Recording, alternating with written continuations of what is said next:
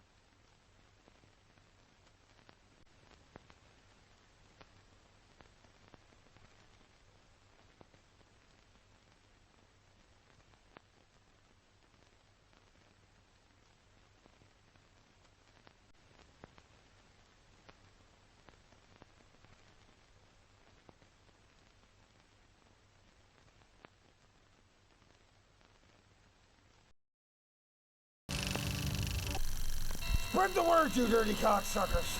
Tell all your grave robbing friends I want them out of the city now! The nightmare of insane murder. From the depths of hell. Screaming angel of death.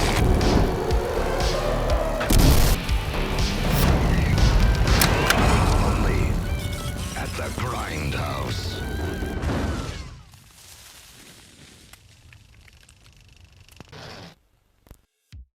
So before we get started today, as you informed me during watching today's movie,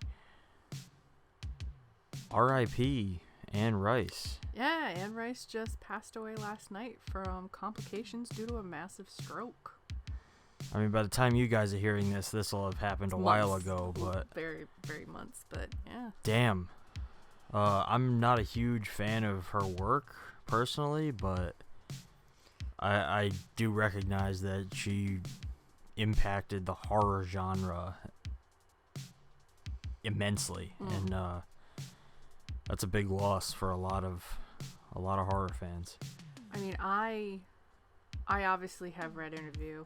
That's the only one I've read right now. I want to read more of her stuff, but I've also read all of her Claiming of Sleeping Beauty saga, which is an erotic novel saga. Yes, I have to find the first book. I let somebody borrow it, and I've never found it again. But I've been a really big fan of those books for years. It's very different. There's no horror in it. It's all erotic. But her writing is very interesting. her writing hadn't been really that good, in my opinion, because she went to a very Christian faith and then she came out of it. So like it wasn't as impactful as the 80s, the 70s, 80s, and 90s writings were, in my opinion. But it is a big tragedy to the horror community. I'm not gonna lie to you. I thought she had passed away a long time ago. Because she found Christianity, she found faith, and she was like, I'm not writing anything about Lestat or Louis or any of the vampires anymore. I'm done. She walked away. She came back. I don't know how long ago, but it was recently, like in the last 5-10 years. She wrote a new book, I have the fourth in the series of the Taming or Claiming of Sleeping Beauty, and I read halfway through it, and I didn't like it, and I have a friend who read halfway through it, and she didn't like it either. So it's just her writing changed, her writing style, but it's understandable. I mean, not gonna lie, a lot of the time when I think about Anne Rice, because of like the nature of her writing, I almost get like the feeling that she's almost like Lovecraft in a way, where it's like she lived in a time that was a little bit before our own. So like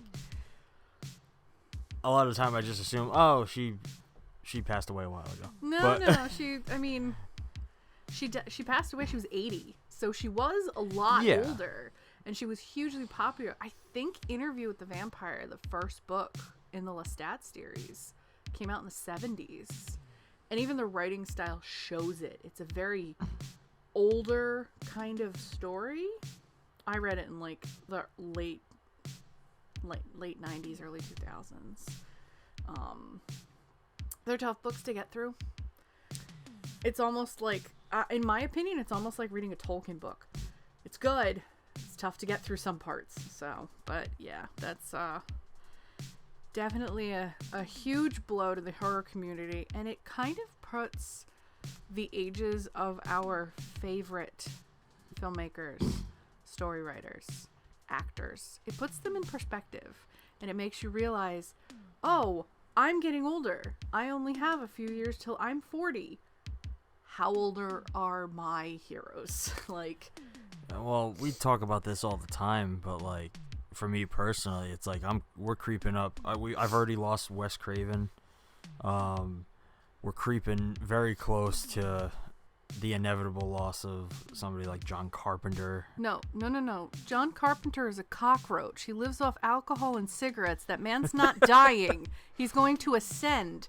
Him and fucking Keith Richards are going to ascend to a new kind of plane of drugs and alcohol. We know this. Well, but yeah, like I watched on my own. I watched Indiana Jones and the Last Crusade the other day. And I was like, Sean Connery, Harrison Ford. He's like 70, 80 something. Yeah. And Sean Connery died a few years ago, and it's like, that is a death. I will cry. I will call out of work, and I will mourn the loss of Harrison Ford. There will be candles. I will be wearing black, just like when John Carpenter dies. We're going to be playing his music constantly in the house, watching his movies, and you're going to sit there and be like, he was so young. I'm going to be a sopping mess, even though apparently he's an asshole in real life. You know what? Let him be an asshole, because he's created some of the best fucking things I've seen. He is one of my favorite directors. He always will be. And just like I'm sure Anne Rice was a lot of people's favorite author. I know a lot of people that love Anne Rice, and this is going to be devastating. Like, she created a world that I believe influenced a lot of the vampire and the gothic and even the macabre lore we have today. Like, she just built off of this beautiful thing. And I mean, when you think of vampires, who do you think of? Tom Cruise, Brad Pitt, Robert Pattinson. It's only because I watched something about Twilight earlier, and that's, but you think of those two. Tom Cruise and Brad Pitt. You think of Louis and Lestat. Like, when I think of vampires, I go, Bram Stoker and Rice. I'll That's it. admit that a lot of people, I'm sure, do think that way. You have people like me who, you hear vampire, you immediately think Dracula, and then Nosferatu. I go, yeah, Dracula, Nosferatu, Kiefer Sutherland, Lost Boys, and Never seen Lost Boys. I'm gonna get killed. and Fright Night. But Never seen that either. oh, we will get to them. But my first introduction, 94. I'm 9 years old. Interview with the Vampire. Like, it's one of those, you know that TikTok trend? I'm talking to you guys. You know that TikTok trend where people are watching a movie and it's like Taylor Swift's like, "You've seen me in hindsight, dancing with you all night." I don't know the name of the song. I'm not a huge Taylor Swift. Like, burning it down. It's like the TikTok where the girls are like, or boys are like, "Oh my God, this movie made me come of age. Like, I realized my sexuality." Like, watching not Tom Cruise, watching Brad Pitt become a vampire in that scene, I went, oh boy. Much like David Bowie in The Labyrinth, I went, oh boy. I was 9 years old. Like, you're sitting there going, Mom, what is this? Well, I mean, we can all hope that Anne Rice lived a good life, that she's now currently somewhere better, we hope. God knows what's beyond this mortal plane. But who knows? Maybe the one day the great acid rains will come and she will return. That was my segue into what we're talking about today. First off, we should introduce our coffee. What are we drinking today, Leah? It is the bullshit maple stuff that we've been drinking for a little while. That no amount of sugar, no amount of additives save this. Right now I have 3 pumps of pumpkin spice in this, and it literally tastes like cigarettes to me. Yeah, I mean, this is about as bland as coffee can get. I believe the company's Barissimo. Yeah, it's the Aldi brand. Yeah, we got this from Aldi. You We need figured cheap, we'd quick try coffee? something. Go to Aldi. It's cheap, it's quick. It'll do its job. We have been getting into more and more like fancier coffees. I have 2 fancy coffees on the way. You just got a big old bag of amazing coffee the other day. Yes. So I can't wait till we try this. We are only allowed to drink that out of the tiny espresso cups that we got because I feel like that shit will kill us. Just saying. I mean, we can only hope. I mean, I don't have a death wish. Do you? No. All right. Today we're taking a look at the 1985 punk rock horror comedy zombie classic Classic? Return of the Living Dead. Not to be confused with the infamous Romero films, this actually stands apart, though it has a pretty strong connection. So this movie was written and directed by Dan O'Bannon. Dan O'Bannon was most famously the writer of Alien. Okay. He went on to do many other projects. This is his probably second most well-known What's outing. his first? Well, most well-known. Alien? Alien. Okay. So this movie initially came from Night of the Living Dead, of course. One of the co-writers of Night of the Living Dead, I think it was Romero and this guy. I think it was, I want to say John Russo, but I might be completely fucking off book here. But essentially this co-writer, him and Romero had a dispute after Night of the Living Dead because they didn't have the rights to their own film. They fucked up on the copyright and it went into public domain. But they still had the rights to the concept and the titling. But they couldn't come to agreements. So essentially, they split it down the middle. Romero was allowed to continue making his zombie films with the same premise, and the co-writer got the rights to the name Living Dead. So he essentially took that and ran with it. It was co-opted by Dan O'Bannon and turned into what we watched. Return of the Living Dead. It stars Clu Gallagher, who a lot of people will know from 1,000 other fucking movies. Was he the old guy, the older guy, the guy that played Bert? He was the one who owned the warehouse. Bert, okay. So Clu Gallagher, most famously in the horror field, is known from playing the father in Nightmare on Elm Street Part 2. Okay. This movie also stars James Karen and Don Calfa, I believe is how you say his last name. Who, pardon me, I'm stumbling on my pages of research here. But, so James Karen plays Frank, and Don Calfa plays Ernie. We also have Tom Matthews playing Freddy. Our two of our titular characters here are Frank and Freddy. They're the bumbling warehouse idiots. Bumbling warehouse. What would you call them? Like they're not clerks. They're like, I don't know. Lackeys? They work in the warehouse. Yeah. The medical supply warehouse. Called Unita. Unita Medical Supply. What? This movie is first and foremost a comedy. Everything is played for comedic effect. Even the horror elements. Fuck you talking about? Did you see it differently?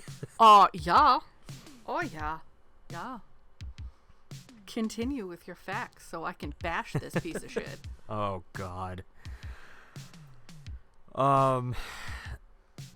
So this is an absolute classic in the horror genre. Almost every horror fan has seen this. Almost every horror fan loves this. This is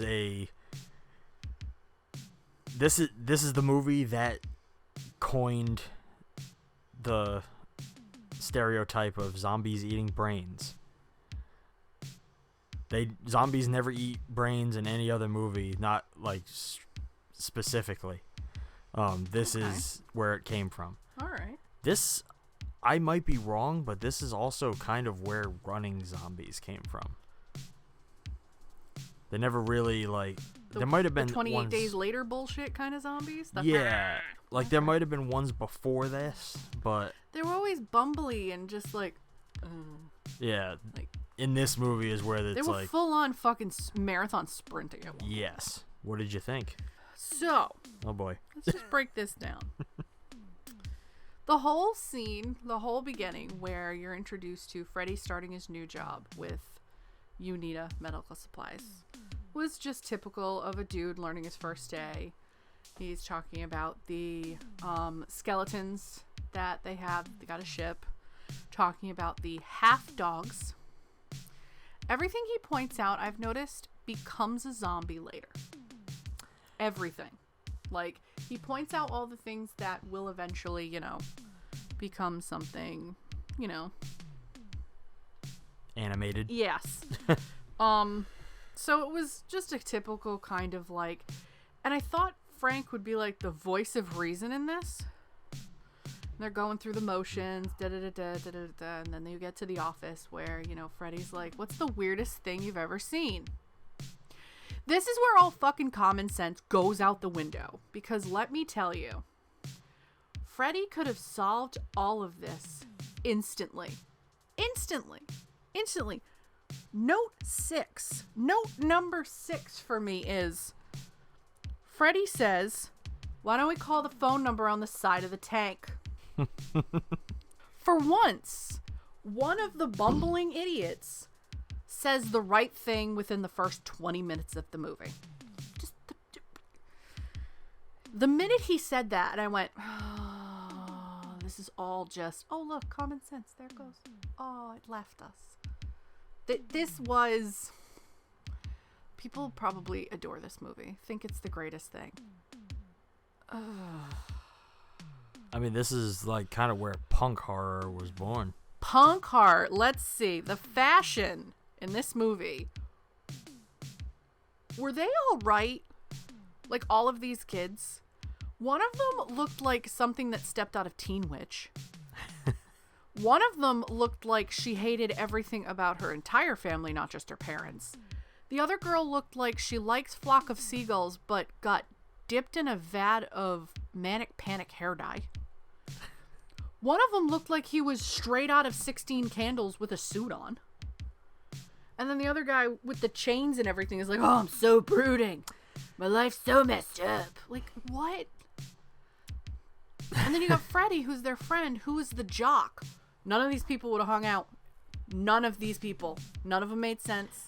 I don't think it was Freddie... like an entire, like, 4 different cliques hanging out. I don't think Freddie was a jock. But look at him. The rest of them were like, except for the black kid. He was jacked up too. But Yeah. he was like more, oh God, what's the name of that song? I can see it. She's a very kinky girl. He looked like him. Super Freak. The guy who sings Super Freak. Yeah. That's what he looked like to me. So I'm like, these are all different walks of life being friends. I'm like, See, what?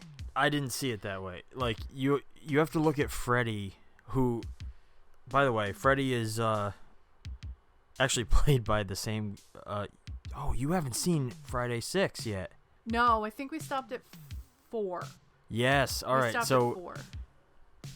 he's more well known, I think, after this movie. He ends up playing a character in Friday the 13th Part 6. I can see where he'd break out from this because he started as kind of like a bumbling idiot and then once became a zombie, he was terrifying. Yeah. Like, just him going, Tina. I was like, oh my God. I would have shat my pants. But what I was going to say was that you have to look at him as like, yeah, he slightly looks like he would be outside of that group, but he's at work. Like, so he's obviously dressed a little bit less punky than he probably would normally be. He had no sleeves, suspenders, and his shirt said Domo Arigato, Mr. Roboto. Yeah, but he's at work. Yeah, like, so the other dude's wearing like he's just wearing a button-up and khakis. But he's just a warehouse guy. Like, he's not going to dress like he would if he was hanging out with his friends, but he's also not going to dress nice. He probably just threw on bullshit. Look, you may be right, and you may be absolutely correct because I work in a warehouse, and this is how all of us dress when we work there. But I believe you're wrong, and I'm fighting you on this. They're all weirdos from different sides of the track, and they're all hanging out. It just doesn't seem right. I mean, come on. The only one I think doesn't fit into Is the group Tina. is Tina. But she's like, don't worry, guys, we're going to have fun. And all the other ones are like, fuck you. And she's like, okay. What? I don't know. Tina's definitely the one standout. The guy in the suit I can forgive just because he's a nerd and needs friends. The other chick, I'm like, where are you going? Also, trash. I'm going to stop you We're there. going to get her to her. I'm going to stop you there Holy because shit. I actually want to I want to go through this a little bit. Okay. So we start off this movie, and we're introduced to two of our protagonists. We have Frank and Freddie. Yeah. They're two guys. This is Freddie's first day working at the Unita Medical Supply Warehouse. You need a life. Frank is showing him around. He's kind of just giving him the lay of the land. Mm-hmm. And then he gives us our exposition dump, our introduction into the horror, The essentially. military had these corpses, some kind of chemical. All I heard was Pittsburgh or Pennsylvania. Yeah. Chemical, hopping, jumping corpses, chemical spill, tanks, and they fucked up and shipped them to the wrong place. And they've been sitting in the warehouse, the basement of this warehouse at Unita Medical Supplies for 14 years. It doesn't make sense. It doesn't. But it's fine. So we're introduced to them. Frank introduces us to the, what was it called? The, hang on, I have it in my notes here. The 2,4,5 trioxin chemical. 2,4,5 trioxin chemical. Okay. They go down, check out the barrels. He shows them the gooey corpse inside. And he says, Freddy goes, are these sturdy? They're built by the government. They're sturdy. Which, of course, it blows up or explodes. Which, of course, is a nice dig at, the government. Not gonna say a word. But that kicks us into our opening credits sequence. With cheesy synthwave music that's still kind of like... Dude, the music in this movie is just this beautiful clash of synthwave and punk, and it's fucking awesome. Also, the corpse in the barrel, did that look like Jeff Dunham's puppet? The one that goes, I kill you! Oh. I forget his name. Yeah, I can't even think of his name right now. But he kind of looks like him. I was like, hey, it's the puppet. After the opening credits, we're introduced to the rest of our protagonists, the punks. And the cemetery gang. This gang consists of characters named Suicide, Spider, Scuzz, Trash, and Tina. And Freddy. And Freddy, technically. So it kind of is like the Scooby-Doo gang got in with the wrong crowd. I don't know, I personally love these characters. I think they're hilarious and ridiculous. They didn't have enough of Suicide for me to like him. Tina. What, Tina? Trash. I'm sorry. Her name is Trash. Her name's Trash. Come on. So we're introduced to them, and they're walking down the road. They're like, oh, we're waiting for Freddy. We want to party. Like, that's all they want to do. They just wanted to party. I just want to party. Let's party. But they have to wait for Freddy to get out at 10. So they end up, getting Suicide's car and waiting for Freddy. Before that, we are introduced to the colonel of the military. No, identification or name or anything. Name. You learn it later on, but one thing I took away from the scene where he comes home and he calls the people and he goes to dinner. Why is his wife dressed up like she's in a 1950s fancy nightie to have dinner? Did families really dress up, light candles, and do that back then? I want to say no. I think at that time, maybe because they were older characters. Yeah, it looks like they were like 60s, 70s kind of old world. But I'm sorry, she's lighting those candles, and I'm like, one wrong move, and that whole thing's going woof. She's going up in flames. They're gonna have a different tragedy. Also, the computer he uses is the size of that hutch or cabinet or whatever it was. I'm just like, oh man, computers are great. Cut to these little things in our hands, Randomly, to jump back quick, when Frank is showing Freddy the canisters, I can't help but notice it every time because it's so damn stupid. But he sprays the top of it and then wipes it with the entire fucking paper towel roll of paper towels. You couldn't be bothered to pull a single or two little sheets off the. You gotta go. Hey guys. Why? What, are you that crazy? It's so stupid. I love it. Oh my god. But where were we? So after we're introduced to the cemetery gang, and we have the scene with the colonel and his wife, we cut back to, so when they banged on the drum, this green liquid green gas came out, flooded the whole warehouse, didn't escape the warehouse, but flooded the whole warehouse, and knocked Freddy and Frank out. And obviously they get up, and they don't look good. They're sweating profusely. But everybody during the day scenes of this scene, they were all covered in just a layer of just sweat. I could only imagine how hot it was in 1985 to do this. Because they had to do most of this shooting at night. so it wouldn't be that hot. And they're wearing pants and the guys are wearing coats. Like, did you notice that? Yeah. Everybody's wearing pants and coats and they are just drenched in fucking sweat. I'm like, how hot was it in this fucking warehouse? How hot was it in the obvious warehouse or whatever studio space that they were recording the gang in once they get into the military? They weren't outside. That was a studio they built on. Oh, yeah. From what it looks like. They were covered. I was like, God damn, these poor kids. But they're trying to contain everything. They get upstairs and they hear and they look on the ground. There's half a dog panting at them. Half of a puppy. It's not going after their brains because it's nailed to a fucking 2x4. But it's just like half of it. That was disturbing.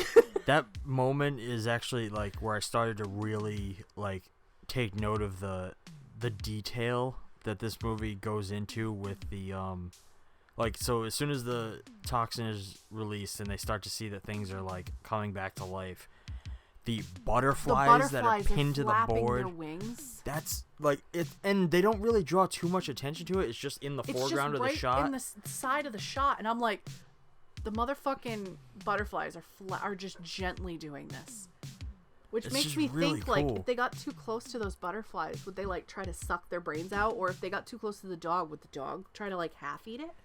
That's like, a they good didn't question. show any of that. Like, none of the, honestly, like, there was a bag that said worms in the back. Were the worms trying to get through the box in the Probably. back to eat everything? See, the thing is though, I don't, and I'm gonna go overthink the shit out of this right now, but I almost wonder if, like, say the dog had gotten off the board or the butterflies had gotten off the board. Yep.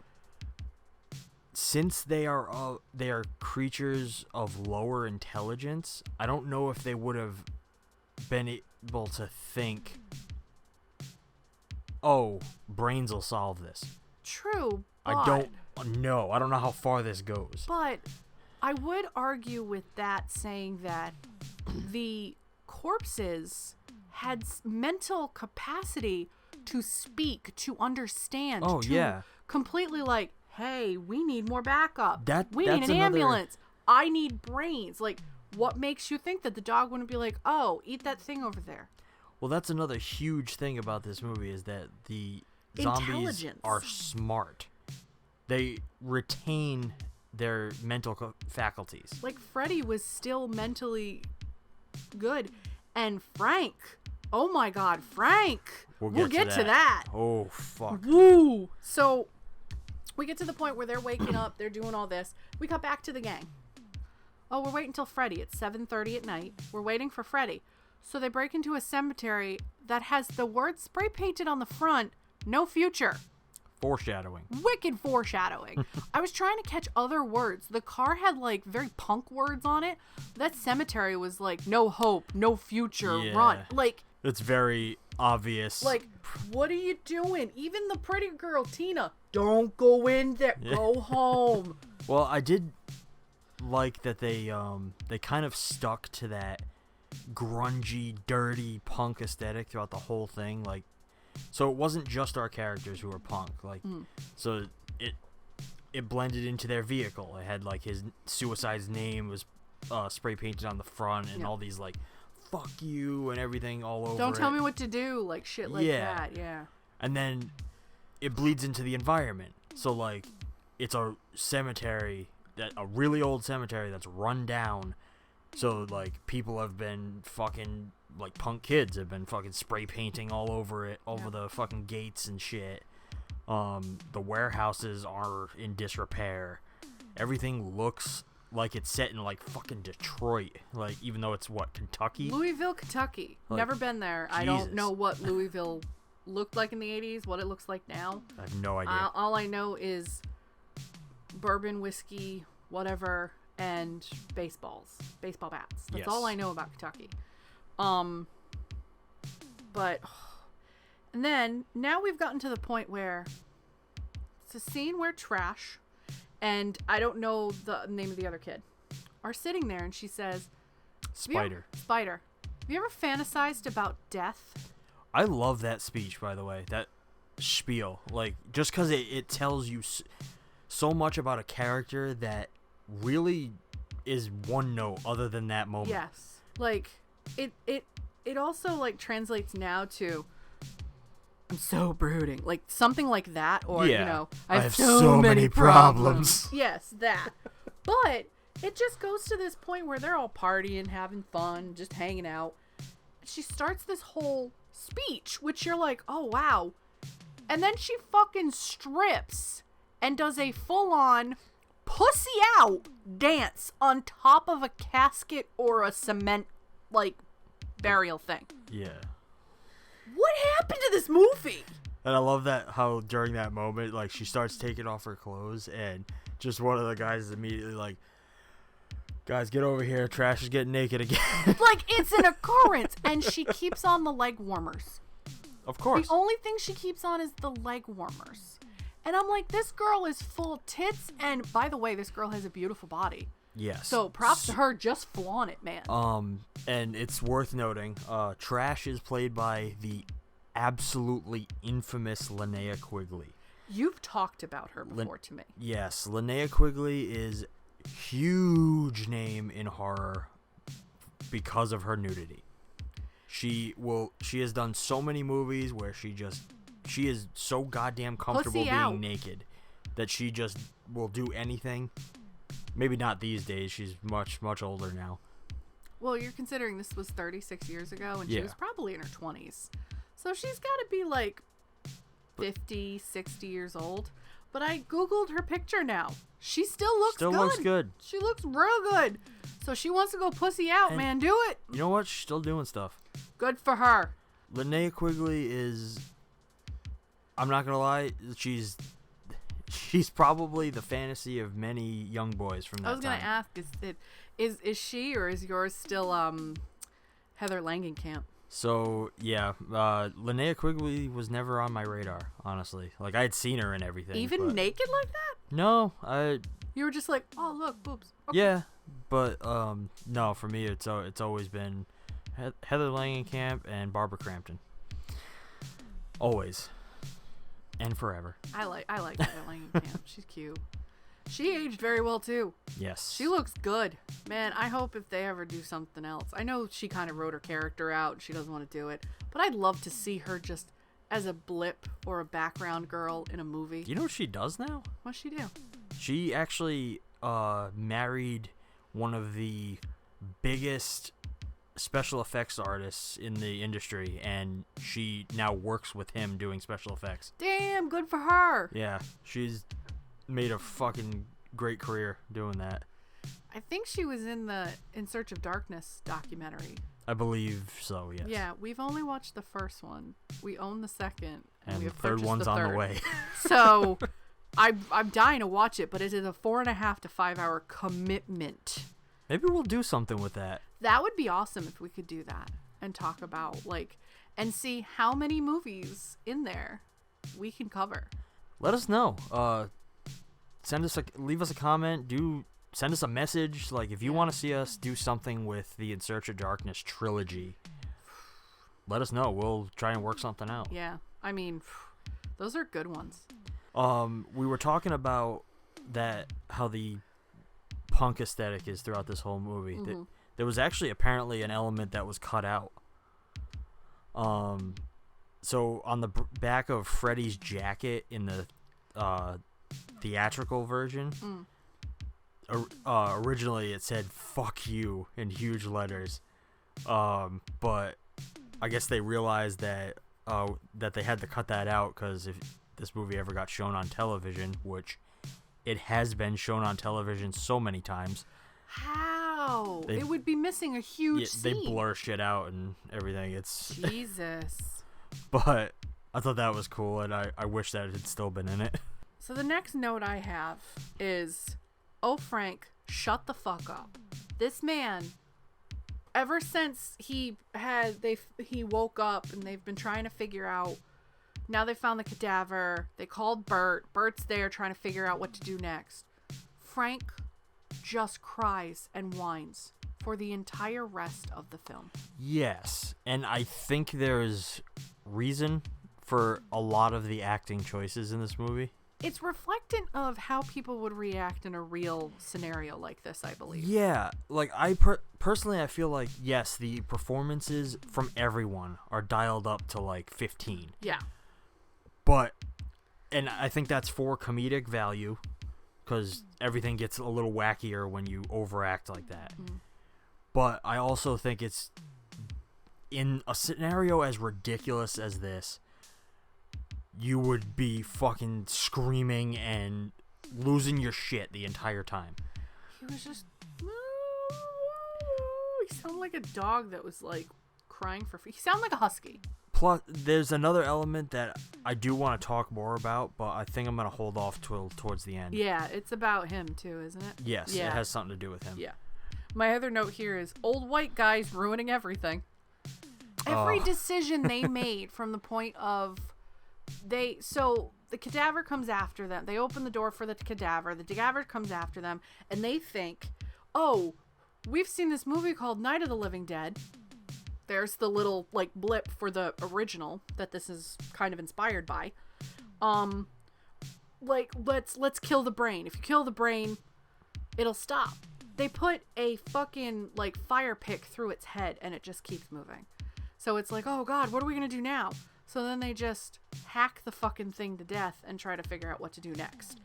But all the decisions that the two of them are making, like, these two white dudes just keep fucking shit up. And Freddy's like, why don't we call the police? Why don't we call the number on the side of the tin?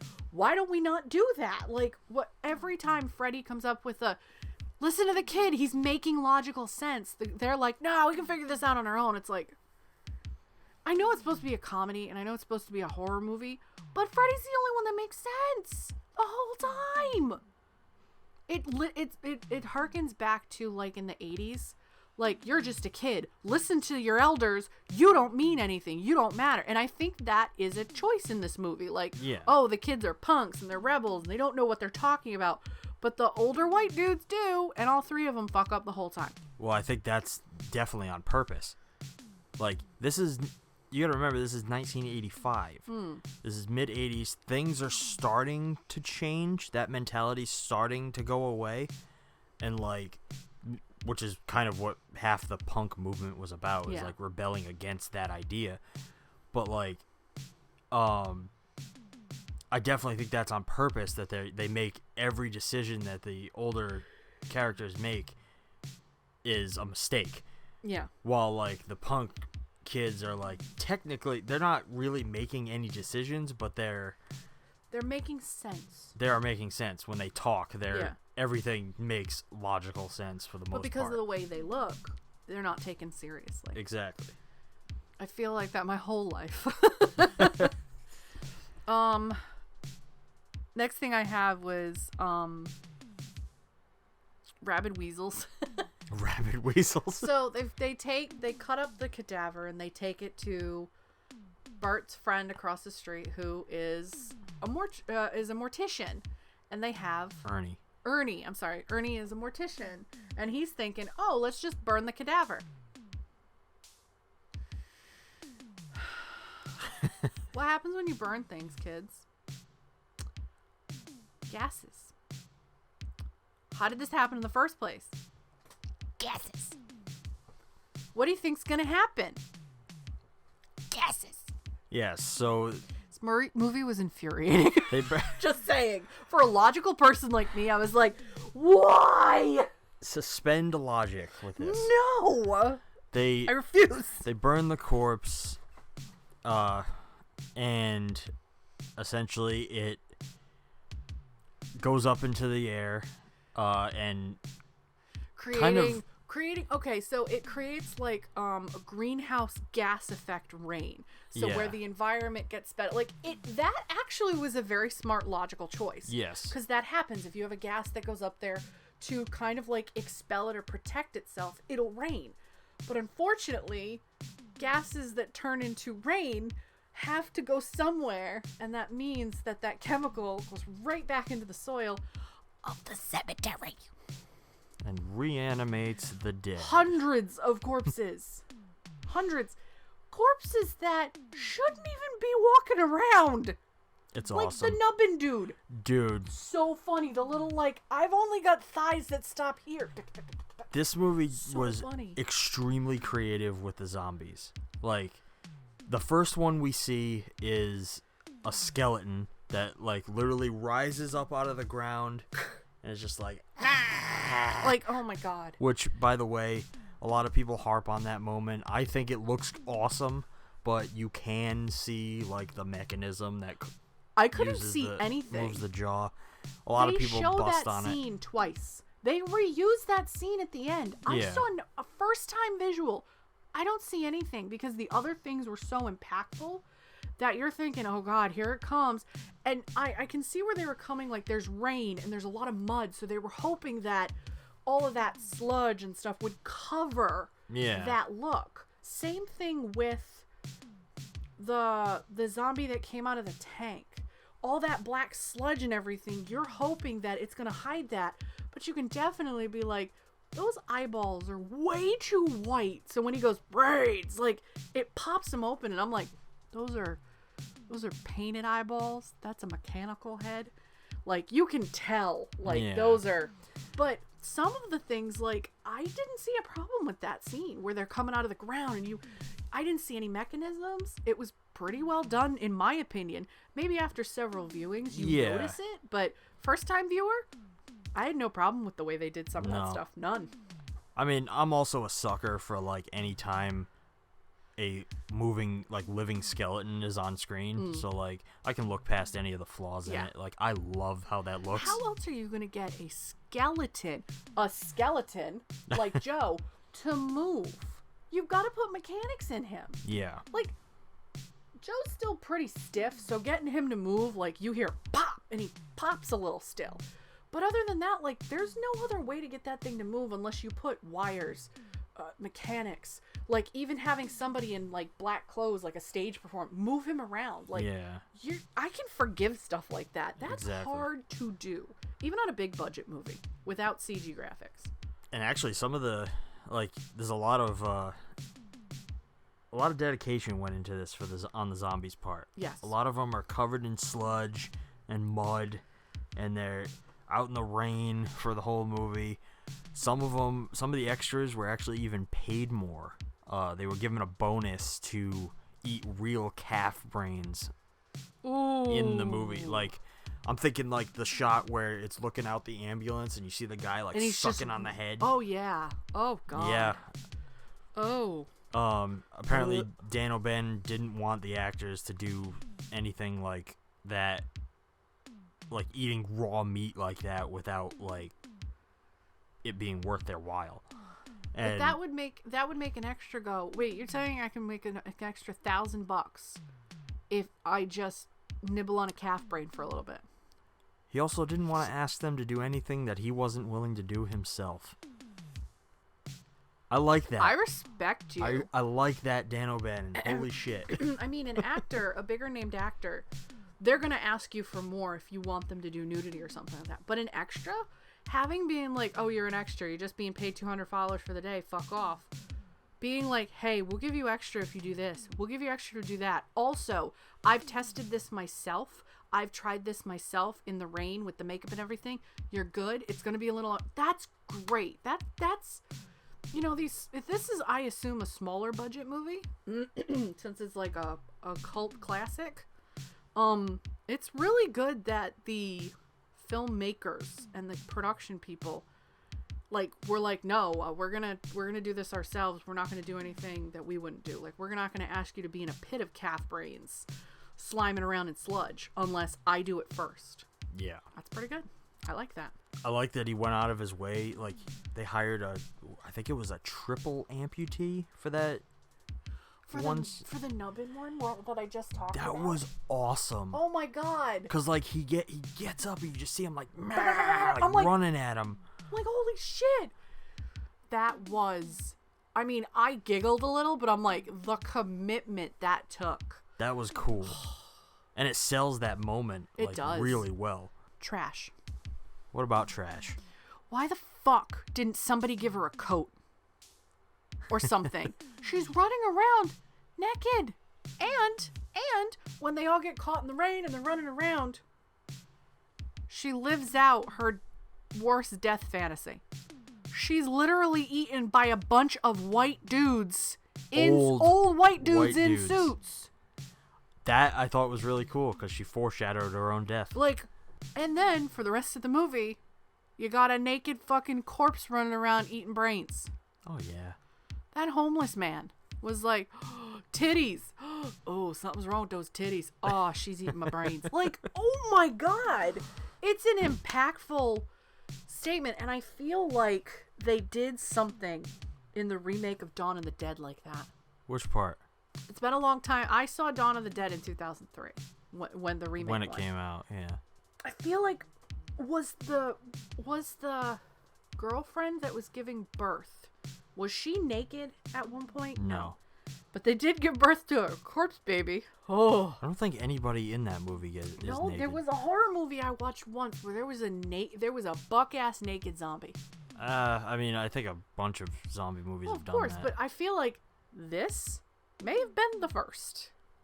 It might have. Because that was definitely impactful, seeing this naked fucking girl. Also, half torso lady with on the slab. Ooh. Yeah. That's actually that's one of the best effects in the movie, I think. Like just the spine God, that was creepy. That's another example of like the detail in the movie is like, so you have that, they tie that half corpse to the medical slab, and like its spine is like whipping back and forth, and the hands are still trying to go out. The hands are grasping. But she's answering questions. Like she's still like, oh, we need brains. Well, why? Because it's the only thing that takes the pain away. Like, I'm sorry, what? Did you notice that when the spine was moving around, there's like the liquid is coming out of it? The spinal fluid is coming out. That's awesome. That is an attention to detail. Oh, God. Good effects, but man, oh man, I wanted to vomit at some points. The special effects in this movie, so it's worth noting, special effects are done by Alan Apone, who isn't like a known name to my knowledge. Like, I've never really heard anything from him before.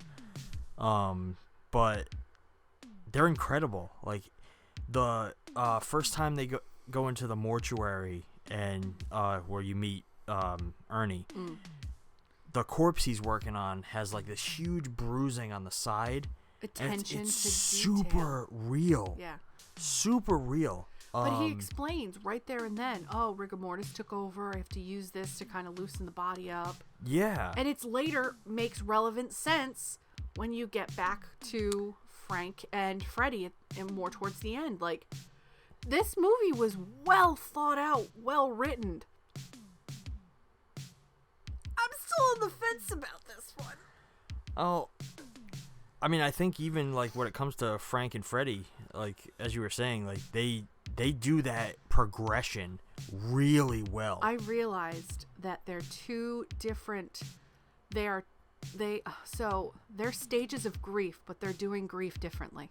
How do you mean? So, in the beginning, they were angry about the chemical. They ingested the chemical, they breathed it in, they were angry. Then Frank started doing the remorse, like he's remorseful. They started feeling sick. Freddy went through that. Then there was like anger. Freddy accepted it at one point. Frank really accepted it. Like, there were stages of grief, like different ways to do it, but they went through the stages of grief, and I'm like, wow. Okay. Wow. They, at one point, they realized they were gonna die. They ingested this. Look at what's happening to everybody else. Like, they're fucked. They're absolutely fucked. So, I don't know. I mean, so I'm actually going to get into something that I really want to talk about with this movie. And that's I love all right, I'm trying to figure out the best way to say this, but like,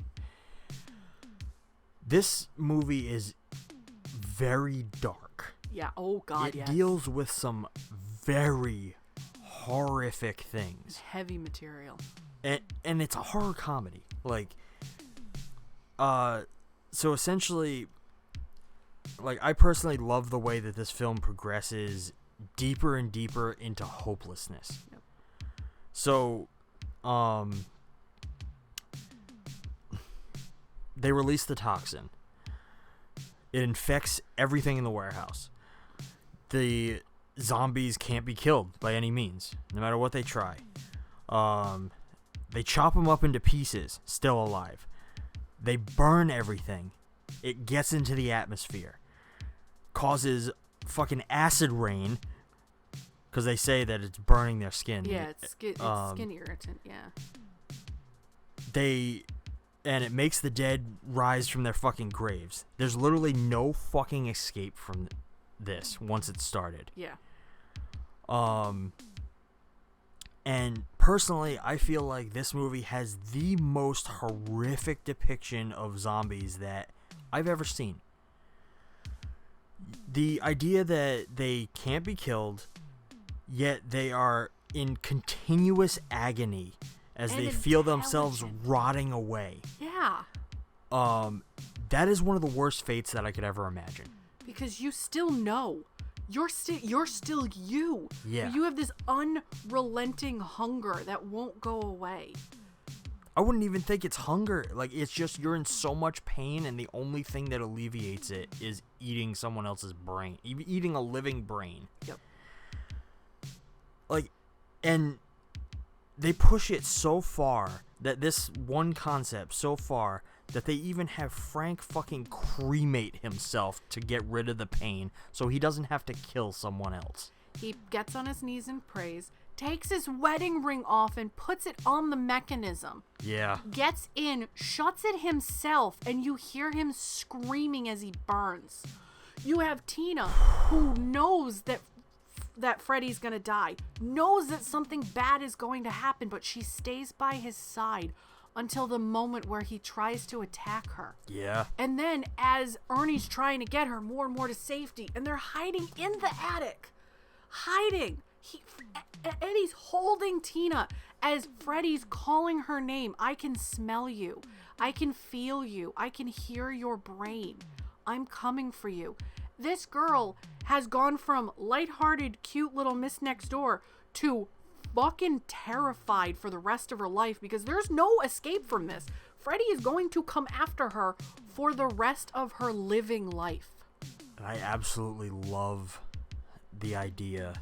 I love that moment when they barricade themselves in the attic. They look hopeless. They look There's hopeless. no escape from He's this. literally at the door trying to get in, and like I don't know if you really caught it, but like it's like he's Ernie's holding her, and he's just and he's slowly bringing the gun to her head. Yes, to like, nope, sweetie, I'm gonna 'Cause make he's sure like, this is over. I'm gonna make sure he doesn't get you.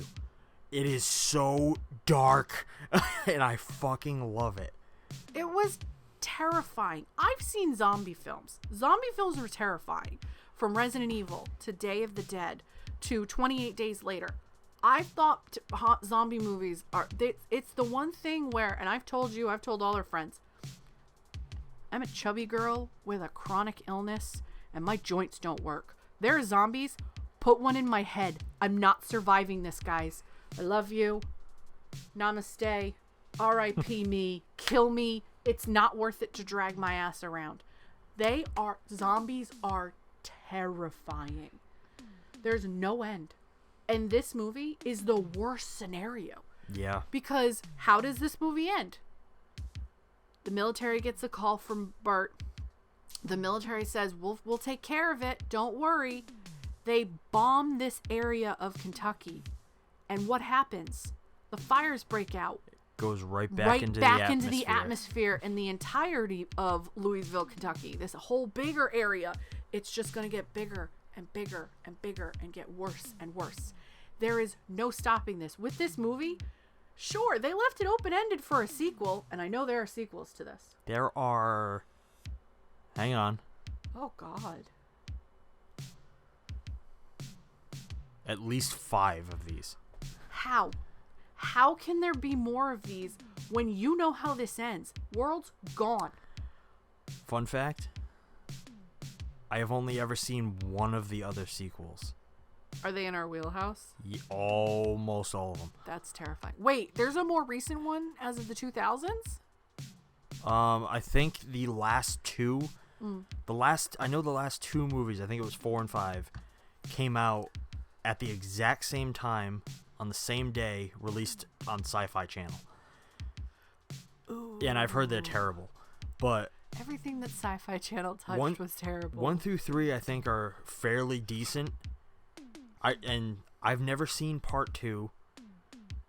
I've seen part 3 when I was very young, and I don't really remember much. I remember visual things, but I very much want to watch those again at some point. I mean, I've heard of this movie. I've seen the alternative cover art to this, the other one. The actual cover art, because I have a piece of shit Walmart release, unfortunately. I mean, it's not that bad. I mean, it has the goopy dude, and then it's got trash on it. It's not too bad. It's not a... Oh, that's depressing. It's not a flip cover, man. No, we have a lot of sucks. those. But the original art is cool. It looks like it's suicide and trash next to a grave. That's what it looks like to me. Well, it's all hand-drawn art. Yeah, but it's cool. I think this is really cool. But... I forgot where I was going with this. There goes my brain. But... And we've lost Leah. And I'm gone. But... This movie, the scenario is terrifying because, like, you can't escape. You can't escape weather. You can't escape rain. That's it. Once it's in the groundwater now. Like, that's not just affecting that little area. Fucking military. That's everywhere now. That's in the water table. People are drinking that. It's going through purifying systems. That whole, I'm sorry, America, done. Quarantine America, let the zombies take over. It would be better at sometimes, just saying. But like, this movie, oh my god. So something really interesting that I just learned here.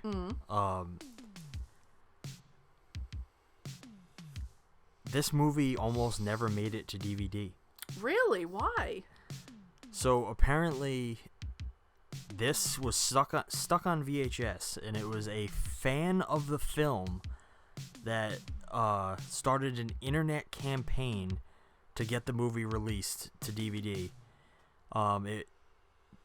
This goes so far beyond fan petitions, it's ridiculous.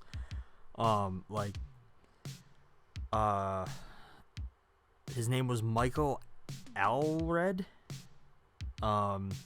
He created a web page consolidating every bit of news relating to the film and contacted many of the film's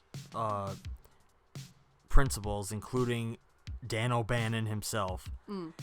He went on to put O'Bannon in touch with MGM and worked, and that's where work began on getting the movie released to DVD. O'Bannon and others who worked on the film credited Allred on his campaign for getting the movie released. So his name is now in the credits for the movie. Is it really? Yep. Damn. That is fucking dedication. You loved this movie so much that you did everything conceivably possible to get this put out there, and I fucking love you for it. Because this is one of the best zombie movies ever made, in my opinion. Fans are no fucking joke. Fandoms are no fucking joke. I'm a part of quite a few things that I love. I love books. I'm a Tolkien fan, Harry Potter fan. I'm a K-pop fan. And in the K-pop world, you have different bands that you like. You love. Your biases, you got your old biases. This is all a different language to you, I know. But you understand, because I tell you little bits, of how insane fans can be. Yes. How much these fans, any kind of fan, any fandom, have more voice than they think of. And this definitely proof that one fan or fans can change the course of something you love. Which is fucking dedication, man. Yeah, it really is. There are so many movies that I would fight for tooth and nail. Like, so I definitely understand why he wanted it. Like, if this was his favorite movie, let's say, like, I don't know him, this might have been the best movie he'd ever seen, and I would have fought for it. Like, this definitely deserves it. Yeah. This is a great fucking zombie film. Oh God.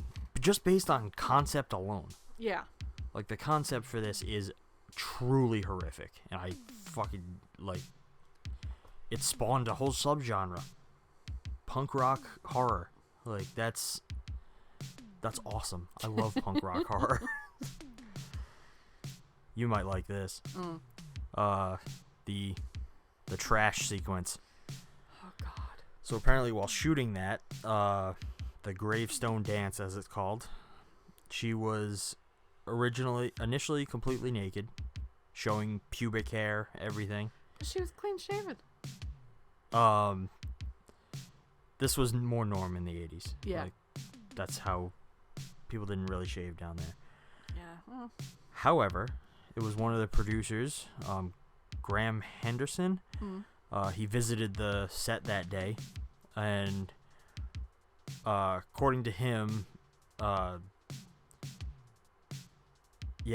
he says that he threw a fit, and he was yelling at Dan O'Bannon about it. He's like, "You can't show pubic hair on television." So showing the actual pussy lips makes more sense than having a natural censor bar. Well, because of that fit, Dan sent Linnea Quigley to get shaven, and yeah, we almost had a slightly different sequence there. Honestly, as a woman, I rather would have seen pubic hair, because I'm gonna sound a little weird, but clean shaven makes her look a lot younger, and I question her age. She was old enough. With pubic hair, it would have been like, okay, like, to me, she's older. But, like, clean shaven is like, I don't know. Pubic hair is like a natural censor bar. Like, oh no, there's pubic hair. Yeah, but if she spreads her, if she goes down low enough, you can see all the goods. Like, That's at least with pubic hair, you've got a natural censor bar. I don't know. I'm a little, nudity's fine in anything, but full on, like, pussy out nudity, that was a lot. I was like, oh, whoa. But the cadaver, whole time, strategically covering his junk. Oh, problem with that. Why didn't we see the cadaver's junk, but we saw all of this chick? Well, they did have to just abide by fucking MPAA regulations at that time. Yeah, but why is naked chicks okay, but, oh man, can't see a penis? Well, then you couldn't. Now you can. Yeah, unless it's Game of Thrones. There's a lot of penis in Game of Thrones, guys. Don't watch Game of Thrones unless you are prepared. How about just don't watch Game of Thrones? Hey, Game of Thrones is great until you get to, like, the 5th season. Yeah. Then stop watching Yeah, there. go ahead. Watch Game of Thrones. You'll have a great time, and then it'll all be ruined in the end. I was okay with Game of Thrones. But I'm still waiting for the last books. So... Another person I'd really like to talk about, because we haven't really talked about him too much, is Spider. Okay. Miguel Nunez Jr. plays Spider in this movie. Apparently, at the time of shooting this, he was homeless. Or at the time he was cast in this, he was homeless. What? He was struggling so hard. This movie was the game changer for him. He, God, that phrase. He got cast in this movie. It lifted him out of poverty. He went on to, he's in one of the later Friday the 13th as well. He plays a small part. He's still acting today. He's been in so many fucking things, and I fucking love him in everything. He's always awesome. In this movie, he's the token black guy, And he survives. doesn't die. Well, okay. They all die everybody together. dies in this movie, They all but die together. It's fine. But he doesn't get survives the killed. most. Yes. He's essentially the final guy. He's like, he And makes there's it all the way. two final girls.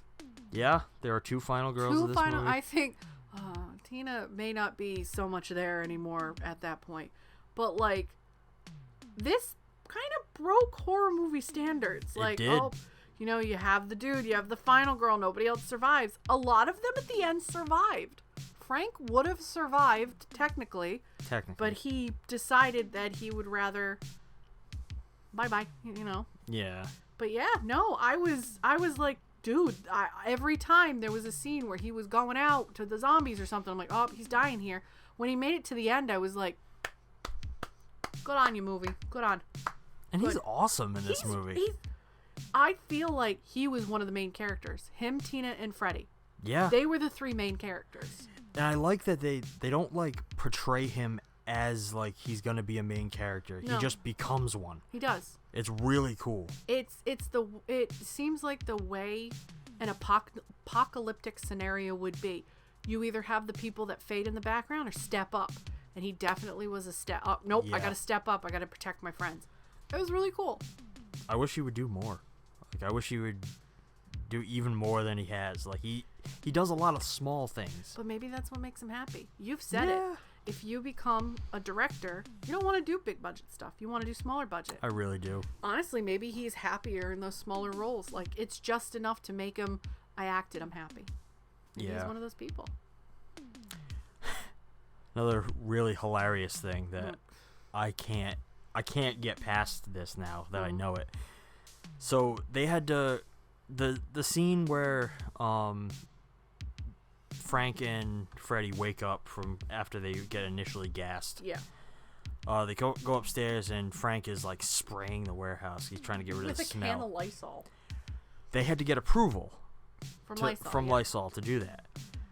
And like Lysol gave them full blessing because they loved the idea so much that Lysol was so good that it could kill any conceivable odor, even death. Lysol coming in clutch for all those apocalyptic plague things. How much Lysol did we go through last year? Oh my god. I must have gone through 8 cans. And literally, three of us were stuck at home for 2 months. Like, we didn't leave for 2 months. No. Erica was the only one my roommate Erica was the only one who went to work, but they didn't have any, but like people weren't going into the store that she worked at. They were closed. It was pickup only. They had a table outside that they put the stuff on to come pick up. Like, man, fucking 2020 was weird, guys. Yeah. Oh god. I don't think I went through too much Lysol because I never really left the house. No. I'm waiting for, and I just saw it, okay? This is going to date me into the preppy white woman I am. I just saw the first episode of And Just Like That, the Sex and the City continuation. And one of the things that was reoccurring where they kept talking about COVID. They kept talking about when we were quarantined. They kept talking about, do you remember when people had to stand 6 feet apart? I miss it. They kept referencing it. And it made me, I don't want to talk about the actual episode because as a fan, but it made me happy to see Hollywood and these big budget things referencing the last 2 years, basically. The last two years of our lives. I'm waiting for the COVID movies, the plague movies. I mean, we just saw it with Bo Burnham's Inside. The absolute creativity, but the absolute shut-in that he had to be for those months, making that special. Like, I'm liking what I'm seeing with these references. And, you know, this is like a tangent from Lysol. Thanks, guys. But, like, it's nice to see the references to those. So, like, Lysol being like, no, you have our blessing. That's great. Like, all right, cool. What else are we going to see in the future in the next year or so? Probably a lot more. I can't wait to see what you people come up with, because nothing is scarier than being stuck in your home for 2 months, not seeing anybody but the people you live with, and being stuck with your own fucking thoughts. Yeah. To the point where social media doesn't work. No amount of Animal Crossing works. No amount of playing MMOs works. No amount of news works because you don't know who to trust. All right, back to the movie. I'm going on a weird tangent. I'm sorry. I'll bring us back in with this movie. Obviously, in foreign markets, had different titles. Give me them. Give me some of the titles. Are they good? I only have 2. Oh. So in Germany, I'm gonna butcher how this is said because I can't speak I'm German. already laughing. But the film is titled "Verdament die Zombies Kommen," which roughly translates to "Damn it, the zombies are coming." I love that.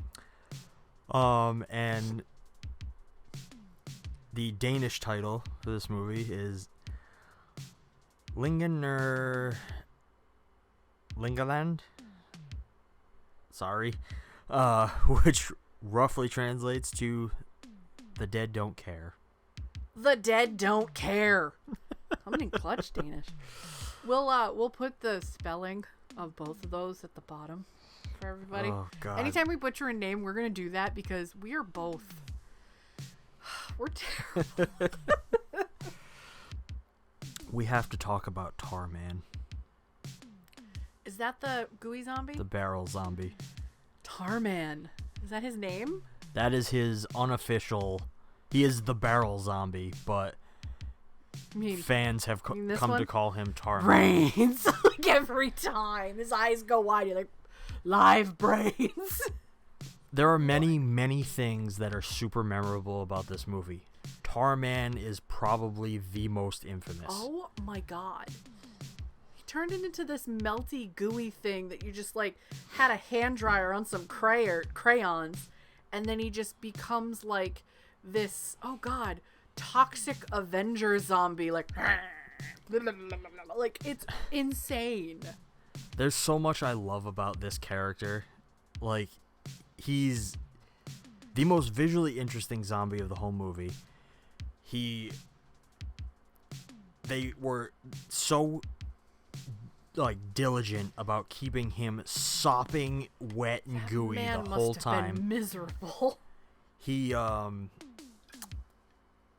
actually, like, I love the actor's performance throughout that whole thing, because like the way he moves is like he like doesn't have, like, his bones aren't attached.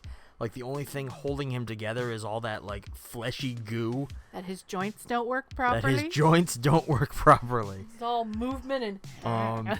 And I'm actually gonna look up really quick who plays him. Tarman. So, but I want to know, like how.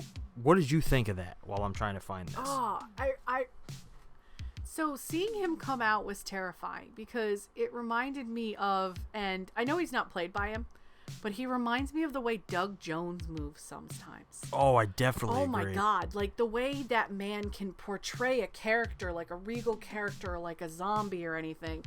And him coming out was like, oh shit, this is patient zero. This is like the one you don't want to mess with. And watching him just like clamp the fuck down on Suicide's head and rip almost half of his head off in one bite. That zombie is the terrifying one. It feels like even if you burn him, like stuff him in little bags, hide him in cement, that thing will come after you. No matter fucking what. He was terrifying. Hilarious when they cut his head off though. Oh yeah. But terrifying. So, Tarman, the barrel Doug zombie, Jones. is played by an actor named Alan Troutman. Troutman. Dude. Wow. Dude. Like, Alan, if you ever see this, if you're still kicking around, I don't even know. You're incredible. I don't know how the hell you were able to do that, but I salute you. Like, there is no doubt in my mind that, like, Alan Troutman was more, like almost definitely an dedication. inspiration Yes. to Doug Jones. Like, it takes a lot to be able to work like that. He was fluid. He looked like a zombie that was ooey gooey, that was in a barrel for like 14 years. That, like, he was, oh God, like, yeah, no, you're gonna haunt my dreams for the next couple of days, dude. Congratulations. You're in some chick's dream you don't even know about. Oh man. Do you have any other things you want to talk about for this movie? Or should we kick over to the closing questions? Let's kick it. What are your overall thoughts on the film? Not my favorite. I don't like zombies. You know that. Yeah. Like, I will admit, this is a good movie. It's good. It, like, now talking about it with you, like, it's terrifying. This movie. I'm okay. Great. I watched it. Cool. Put it back on the shelf. I don't want to watch this one again. Like, it was weird. It infuriated the logical brain in me. I was like, oh my God, use some fucking common sense. But I know going into some of these movies, I can't. And it's just like, I've seen it. Not my cup of tea. I know you wanted me to like this one, but I thought you were gonna like this one a lot more. I didn't know what I was going into. But now that we've discussed it, this movie is terrifying. The scenario in this movie is fucking terrifying. Never want to get to this point. At least with, like, 28 Days Later zombies, eventually there's an out. With the Dawn of the Dead zombies, there's eventually a way out. There's no way out with these. None. No, because you can't kill them. You can't. There's no way to kill these things. And even if you do, it'll just cycle. It cycles again. It's a nightmarish, undead cycle of life. You kill it, it'll go in the atmosphere. Hopefully, like, you're not burning it. Melting it would probably be the best thing, but then what do you do with that melted liquid? Is that melted liquid somehow going to get into the water table or get into the ground and seep and do worse things? Are you going to create a new chemical now that you've got, like, there are an unnerving amount of possibilities, and I don't want to think about it at all. I'm kind of curious what the sequels Yeah, explore. I am. I'm curious, but they're going to be a one and done. Like, I'm good. I love this movie. This is a absolute zombie classic. There's nothing about it that I don't like. I think everything is played perfectly for both horror and comedy. Like, it's not super slapstick in your face comedy. No. But everything is just dialed up to a comical level. And I think that's, like, absolutely perfect for what they were trying to do. This movie gives you great gore. I almost awesome. threw up twice. I hope you know. It gives you awesome performances. It's heart-wrenching at moments. It's heart-wrenching at moments. Like, the subject matter is so dark that you can't help but feel for the characters. But they're like, that's comedy, like, underlying, and you're like, what the fuck? Yeah. Like, it definitely is trying to say something. This is a movie that's trying to make a statement. It spoke loud and clear, but unless you're, like, thinking mentally, that's what you're going into, wouldn't have thought it until we talked about it. Now, this movie's saying a shit ton. Yeah. A shit ton. I really enjoy this movie every time I watch it. It's a lot of fun. It created a whole subgenre. It's not just a zombie movie. It created punk horror. Like, I've said it 3 times now, but that's a huge deal. And I have no idea what punk horror is. You just watched it. This is the only thing I think I've ever watched. There's other ones. Is it a smaller subgenre? It's smaller, yeah. But there's even some newer ones. Like, people are still doing it because it's a good blend. Like, blending punk rock and horror is, like, a really cool combination. It's because punk rock is very like, yeah, anarchy against the man. We're not going to listen to you. And horror is definitely like not a typical kind of genre. Like, you have people that absolutely love it or absolutely hate it. I don't know a lot of people that are like, yeah, horror's okay. You gotta really like horror to get into some of this shit. I mean, really. I mean, my brother, not a horror fan, does not watch horror movies at all. Me, love horror. I'll watch it all. My other sisters, they love horror. They'll watch it. There's an example right there. 1 out of 4 people don't like horror. It happens. Yeah, which is fine, but... And not everybody's gonna like it as much as I do. People might hate it like I do. I don't hate it. I just think that watch the classics once and then put them on the shelf. They look really nice up there. Bye-bye. We'll find ones that you actually like. I've got horror that I like. I like 13 Ghosts. Oh. I like Ghost Ship. Gothica's okay. Anything from Dark House. I like those, but I was obsessed with that when I was a teenager, so, you know. I love Resident Evil. All of them. Every one. I just threw up in my mouth a little I hope so. bit. Moving on to favorites. My favorite line. You think this is a costume? This is a way of life. Oh, suicide. Oh, that did it. That did it. I think my favorite scene is probably when Tina is holding Frank and being like, what's happening? What's going on? And she's coming to the realization with him that he's not getting out of this. You mean Freddy? Freddie, I'm sorry, Freddie. Yeah. He's not getting out of this. He's dead. Like, it's done. And Tina's like, I'm not leaving your side. I'm not doing it. Though that was that in the morgue. That was my favorite scene. Where they're like, you know we have to, and then they bring her to the chapel, like, you know we have to lock you in. And she's like, do it. I'm not leaving his side. Like, that's pretty heavy. Even though it's still underlying as a comedy, it's really heavy. And it's kind of my favorite scene. Like, the dedication between these two characters. Like, even afterwards, like, something about her is like, it's Freddy though, but he's still right there, but he wants to kill me, but it's still him. It's like, oh God, my heart. Terrifying. What about you?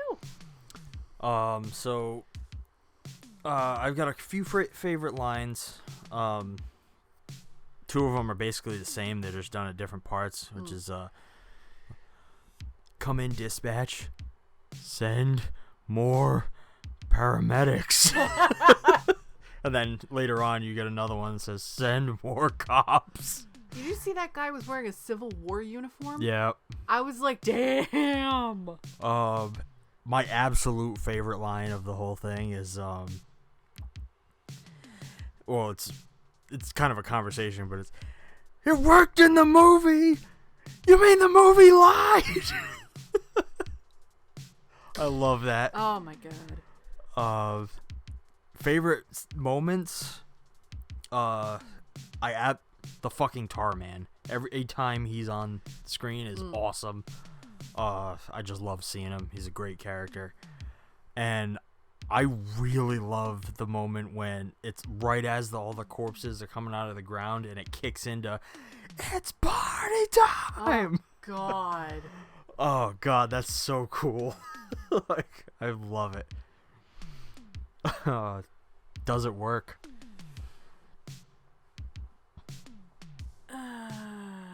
Then? Does it work then? Now? What's the question? Hang on. Both. I think it could, but I also think that doing it now wouldn't be the same. Somebody would try to make it more serious or more comical. Somebody would take it too far. Like, they'd put filler in too much stuff. Like, I don't want more character development. I don't want more story. I don't want more information. This is the first time where, oh, we've got chemical that's built on cadavers. We've got bumbling zombies. I'm fine with not knowing exactly what happened and, like, how it ends. Like, I think it works then. Don't remake this. Don't do it. Don't touch this one. Leave it where it is.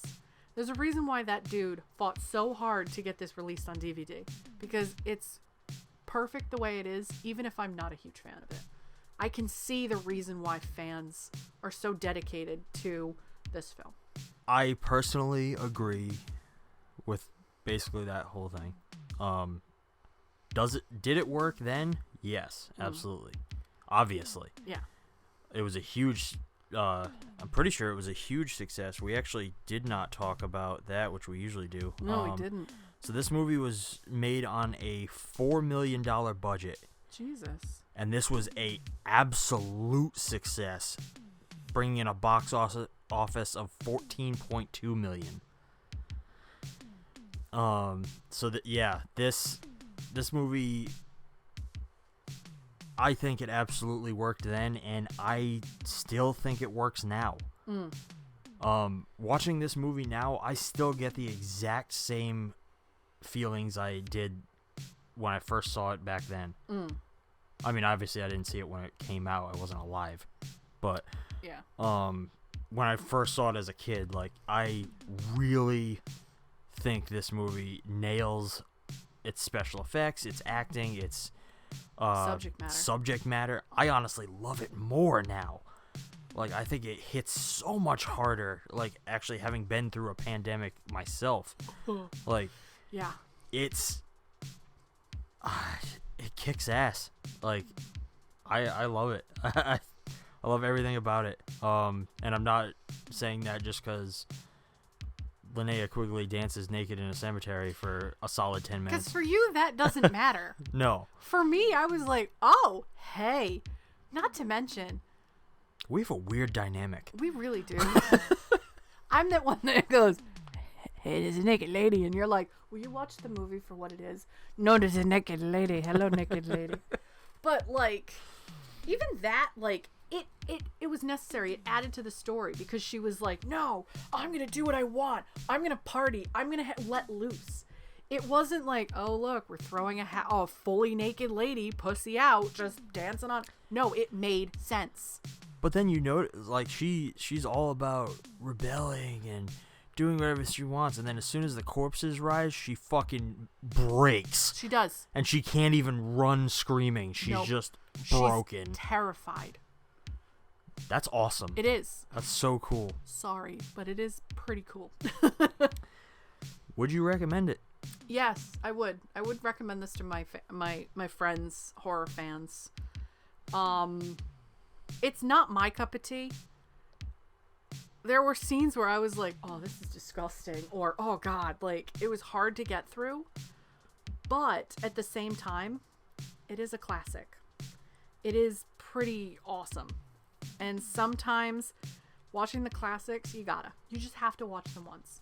If you're squeamish and you really aren't into nudity in films and you like movies with like more character development or more plot development, this one might be harder to swallow. But definitely, horror fan, if you haven't watched this, watch this one. This is a fun time. And you don't need drugs or alcohol with this one. It's just They'll fun just time. enhance it. Yeah, actually, maybe being high might actually be like, man, the tar zombie's coming out of my bathroom. You know? It goes without saying, I absolutely recommend this movie. If you've never seen it, please God watch it at least once. It's so much fun. It's so ridiculous. Like, it's going to give you everything you want as a horror fan. And even if you're not a huge fan of horror, you might get some laughs out of it. I recommend this for people who aren't that big in horror. No. It's kind of a nice introduction film. Like, it could be. Like, honestly, my top ones, if you're not huge into horror, to, like, get into it, I would put this in the top 5. Like, yeah, it's gory, but it's not, like, jump scary. It's not terrifying. The subject matter can get deep if you really watch it and look into it. But it's just a nice little horror romp, in my opinion. I agree. Definitely check it out if you haven't. We watched it. We have the Blu-ray, but we watched it on HBO Max. Yeah. So it's available.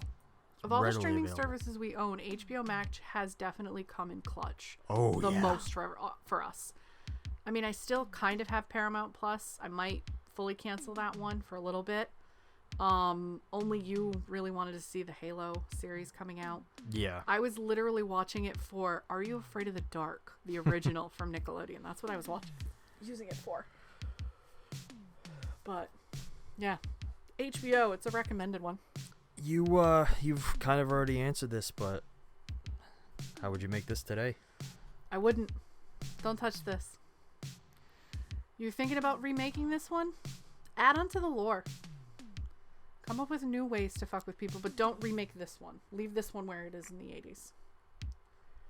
I definitely agree. I would never try to remake this film, and I would recommend that if someone wants to, don't remake it, reimagine it. Yes. I would say take this movie as your jumping off point, and I would probably lean towards make a sequel. Like, give it the Halloween 2018 treatment. Oh, yeah. Say, Return of the Living Dead happened, and this is a direct sequel to that. Yeah. If you want to, like, reignite, 36 years later.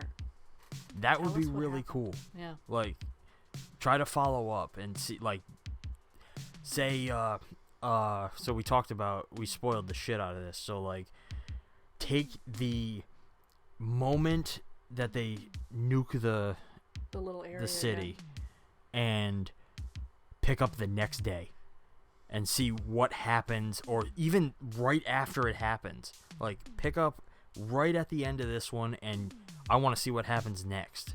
Frank's wife. Find out what happens to her. Yeah, I want to know more Find about out Frank's what happens wife. to Bert's wife. Find out what happens to the families of all these kids. Like, That would be cool. I'd really like to see that story. we'd like some credit if you make these. Yeah, just throw us in the credits. You don't have to give us money. Yeah, we don't want money. Just be I like, mean, we won't say no to "Hi." money, but Yeah, no, we won't. is this exploitation or other? Yes. You have answered this several times. Punk rock horror. It is. This is exploitation. It is a little subgenre. At the time, I don't think it was for everybody, but now, cult classic, everybody should give this a try. And? And what? I'm asking you. What do you think? And? I You say no, I swear to God. think at the time you couldn't call this exploitation. I think if I personally would analyze it, I don't think a lot of people would call this exploitation, honestly. But I think if I personally would analyze this, I would call it exploitation. It checks a lot of the boxes, like it mashes together punk rock and horror. It's a zombie film. It has gratuitous gore, gratuitous nudity. Gratuitous. It definitely milks this concept for basically everything it possibly could. So I would call this exploitation. Yeah. Do you have anything else you'd like to say about it? What was up with the credits? Why did they recap the whole, almost all of the movie and then just repeat one line that Frank said at the end? I think just to drive the point home. I think just to have fun. I think it was just a I was like, did creative we just choice. watch this movie? What are we doing? That's the only thing that I'm like, all right, this is a choice. Yeah, I think it was just a creative choice. All right. But that's it for me. Um, What about you? Any final thoughts? watch it. Watch Watch it. this movie. It's so good. You won't be disappointed. But I think that pretty much brings our discussion of Return of the Living Dead to an end. I'm sure it'll return. But don't go anywhere just yet. Stay tuned for the coming attractions.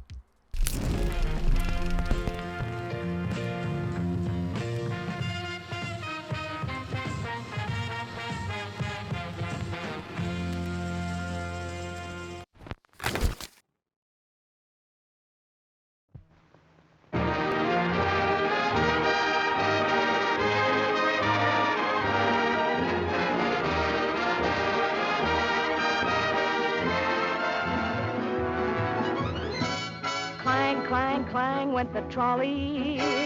Ding, ding, ding went the bell.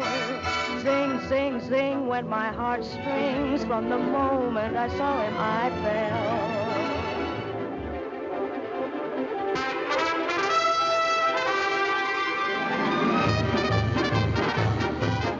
Meet Me in St. Louis is the tender, romantic story of the most popular young beauty of the early 1900s, of her crush on the boy next door. Of her lovable, yet at times humorous family.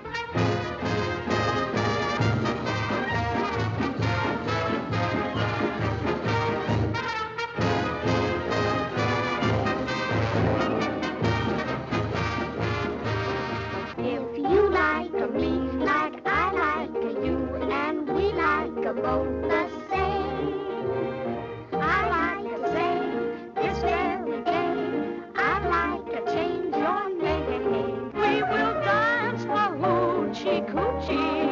You will be my tootsie woopsie if you will meet me in St. Louis, Louis. Meet me at the fair.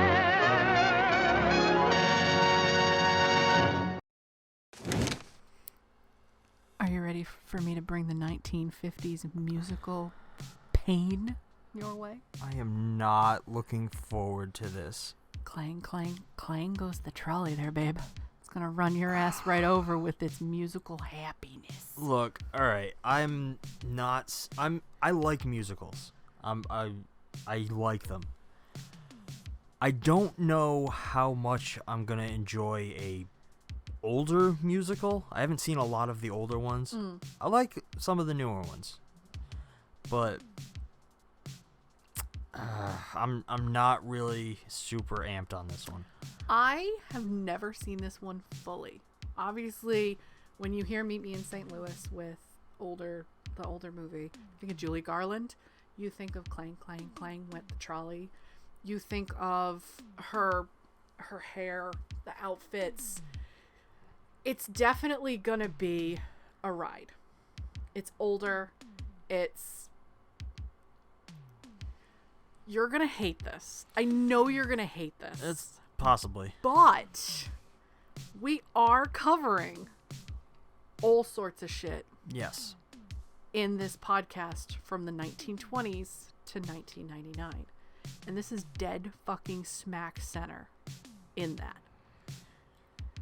Agreed. I'm going to be bringing in the next, because we trade off on the movies.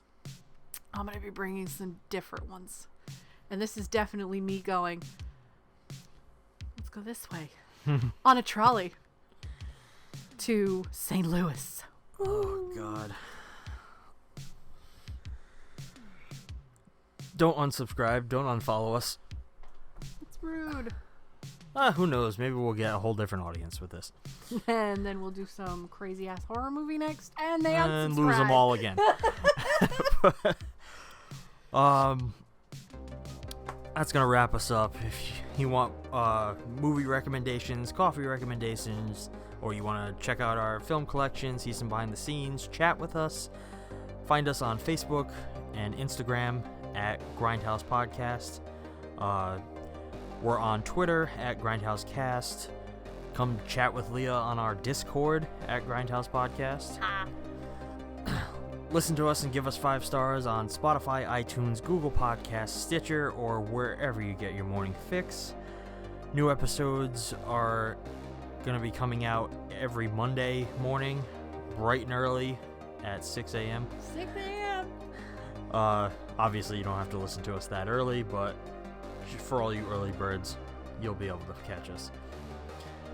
If you're listening to the podcast and you want a more visual experience, subscribe to us on YouTube, where you can get every single episode in its entirety with video. If you like what we're doing and you want to show us some support, then you can find all that information down in the show notes. Until next week, I'm Shawn. And I'm Leah. Thank you for listening, and keep watching. I'm not going to do it this week.